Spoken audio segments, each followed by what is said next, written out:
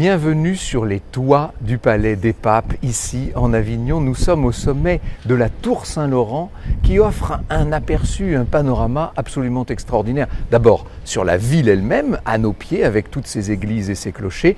Bien sûr sur la Tour du Pape, la Tour des Latrines, toute la cour d'honneur du Palais des Papes. Et puis au-delà, derrière le Rhône et derrière le pont d'Avignon que nous découvrions l'autre jour, la ville nouvelle de Villeneuve-lès-Avignon qui se trouvait autrefois en terre française, alors qu'ici nous étions en terre impériale, ne l'oublions pas, au XIVe siècle.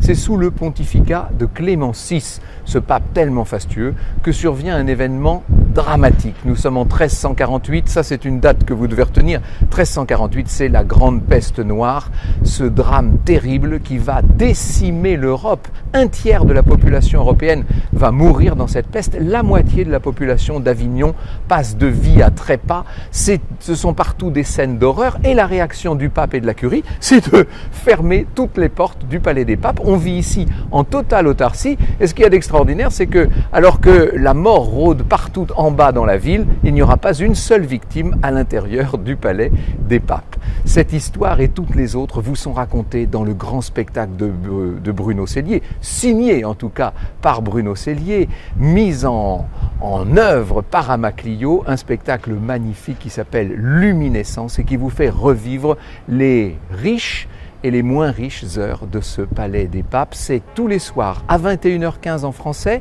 à 22h15 en anglais, entre le 12 août et le 30 septembre. Je ne peux que vous conseiller d'y courir à ce spectacle Luminescence. Vous avez entendu l'histoire, maintenant il faut que vous la viviez.